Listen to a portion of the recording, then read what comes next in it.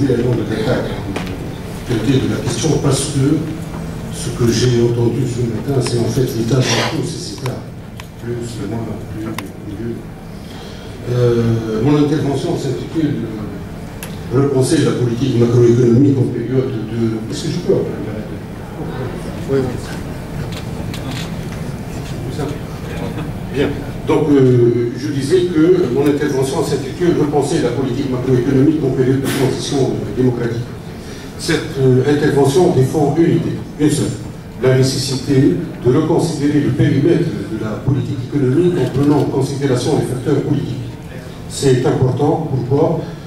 C'est important pour la définition d'un modèle de croissance économique compatible avec la transition démocratique.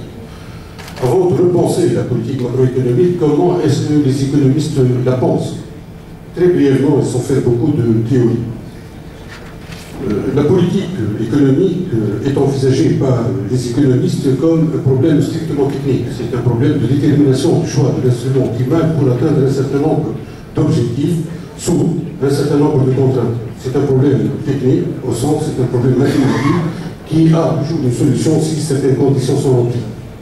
Ça, c'est la première façon, elle a prévalu pour une bonne qualité. Un peu plus tard, la deuxième façon de penser la politique économique était de dire que les agents économiques sont rationnels, et quand je dis les agents économiques, c'est-à-dire l'État aussi, les agents économiques sont rationnels au sens où ils sont capables de tricher, de mentir, et donc il faudrait envisager la politique économique sous la forme d'un jeu de stratégie. Et la notion fondamentale dans le domaine de la politique économique n'est plus celle de l'optimalité de l'instrument, de son efficacité, mais plutôt de sa crédibilité. La crédibilité étatique est importante pour la réussite d'une politique économique. C'est un point qu'il convient de garder présent à l'esprit. Ça, c'est la façon avec laquelle on pense économique. Comment est-ce que la politique économique est repensée? Et à quelle occasion elle a été? Elle a été à plusieurs reprises, mais c'est chaque fois à l'occasion où les économistes reconnaissent leurs torts, leurs échecs, pour expliquer ou pour faire face aux crises. Une première revisite de la politique économique a eu lieu dans les années 80 dans les pays d'Amérique latine. Les exemples sont nombreux, Chili, Pérou et autres. Et donc revisite dans les années 80 qui a donné une nouvelle façon de voir les choses et qui a permis de développer ce qu'on appelle la macroéconomie du populisme. Le populisme macroéconomique signifie tout simplement, dans sa dimension appliquée, le fait d'augmenter les programmes de stabilisation traditionnels par une politique redistributive en faveur des salariés. Et l'expérience, l'évidence empirique suggère que cette macroéconomie du populisme dans son application a été souvent un véritable désastre. Deuxième idée, donc, la question, le populisme n'est pas toujours payant. Comment a-t-on aussi repensé la politique économique? Plus proche de nous, c'est la crise financière. Elle a permis de le repenser, et le point de vue de cette façon de repenser la politique économique est clairement exprimé par Olivier Blanchard, économiste en chef du Fonds monétaire international. Grosso modo, les objectifs sont les mêmes, c'est-à-dire que le gouvernement doit toujours chercher à faire en sorte que l'effectif gravite autour du potentiel en matière de production et que l'inflation doit être de la responsabilité de la Banque centrale et que l'inflation doit être basse et faible. Il y a un certain nombre de détails sur le niveau de l'inflation. Ça, c'est des détails, c'est pas important. Ou sur le statut de la Banque centrale. On pourra en discuter autant que vous voulez plus tard. Mais si le consensus existe concernant les objectifs, c'est au niveau des instruments pour atteindre les objectifs qu'il y a une revisite de la politique économique. Et deux instruments fondamentaux sont proposés. La réglementation, premier point fondamental. Deuxième point, outre la réglementation, c'est l'activisme budgétaire. Et donc, la dette publique n'est plus pensée comme étant l'ennemi public. Et le ministre avait raison de dire que dans la conception moderne des finances publiques, on pense le déficit budgétaire dans une logique d'un déficit qui soit cycliquement soutenable. Donc la soutenabilité de la dette publique ne se pose plus année par année, mais elle se pose dans un contexte de cycle économique.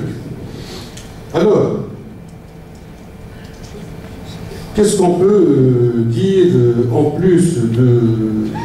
Qu'est-ce qu'on peut tirer comme enseignement de ce cadrage général de la politique économique dans la situation actuelle de la Tunisie? À mon sens, la délimitation de l'action étatique ou de la politique économique ne doit plus s'analyser sous un angle strictement technique, elle doit se faire sous l'angle de l'économie politique. Ça veut dire quoi? Et l'économie est politique. C'est ce que nous avons appris depuis 1776. Autre problème. Mais sous l'angle de la politique économique, c'est-à-dire une analyse qui privilégie les interactions entre deux gouvernements, les chasseurs de rente, parce qu'il y en a, les groupes de pression, les partis politiques et autres. Donc la politique économique doit prendre en considération ces éléments. Dans cette logique, il ne s'agit pas de dire que l'État devrait être bienveillant, hypothèse retenue par toute la théorie économique, c'est-à-dire un État qui devrait être à la recherche d'un intérêt général qui est à définir. À mon sens, en période de transition démocratique, nous avons besoin d'un État fort. Ça ne veut pas dire, j'allais dire tout le temps, l'instant démocratique. Donc un État fort qui ne soit pas despotique. Un État fort au sens économique du terme, c'est un État qui est capable de faire respecter les contrats, les droits de propriété.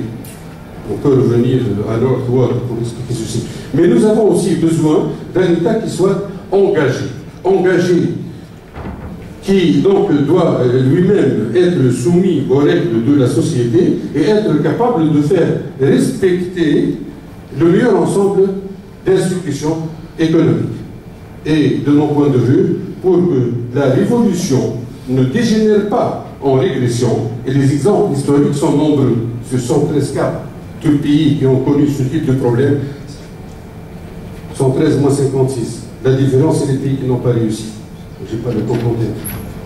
Donc, pour que la révolution ne génère pas ou ne se transforme pas en régression, la politique économique future doit créer des mécanismes de gouvernance qui permettent de passer d'une économie qui était corporatiste, d'une économie basée sur le népotisme, vers une économie de marché véritable, où les règles de jeu sont clairement définies.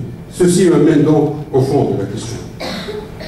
La gouvernance, la prise en considération, le nouveau rôle de l'État dans l'économie à travers la gouvernance. Je ne serai pas long là-dessus. On pourra en débattre autant que vous voulez par la suite. La gouvernance, c'est un indicateur qui mesure la qualité des institutions. La gouvernance est multidimensionnelle. On peut retenir 3 dimensions. La gouvernance politique, c'est-à-dire, avec 2 sous-indicateurs si vous voulez, la gouvernance politique, en prenant en considération la participation et la responsabilisation des pouvoirs publics et la stabilité politique, la gouvernance économique avec la qualité de la réglementation et l'efficacité gouvernementale, et enfin la gouvernance institutionnelle avec le respect de l'état de droit et le contrôle de la corruption.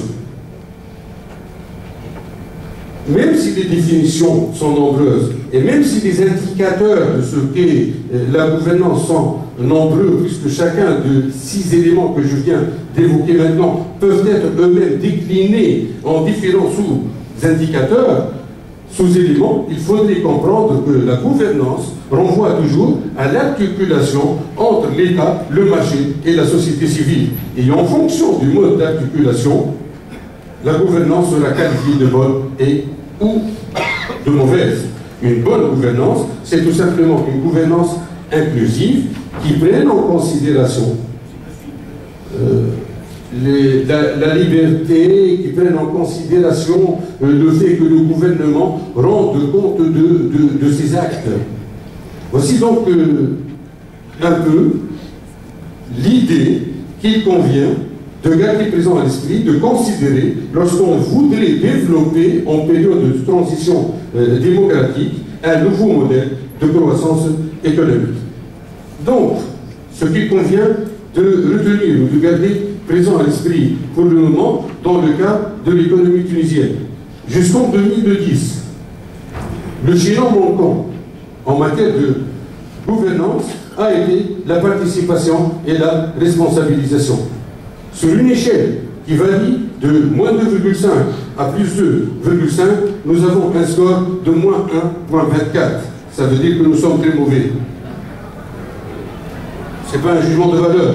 Nous sommes mauvais au sens où nous faisons partie, il n'y a que 10,4% des pays à travers le monde qui font moins bien que la Tunisie. C'est ça le sens du terme mauvais. Et donc, au niveau de la participation et de la responsabilisation, nous sommes très en retard. Le corollaire de cette situation où le gouvernement ne rend pas compte, c'est la prolifération de tout ce qui est corruption avec tout ce qui est impact sur les services publics qui doivent être fournis et donc services publics qui n'ont pas profité d'un capital qui a été détourné. Je ne vais pas être beaucoup plus long et si je devais me résumer, je dirais que ce n'est pas une question de taille de l'État. Ce n'est pas une question de taille optimale de l'État. La taille optimale de l'État peut se calculer. Les mathématiques, elles se calculent, les modèles sont là. On connaît la taille de l'État.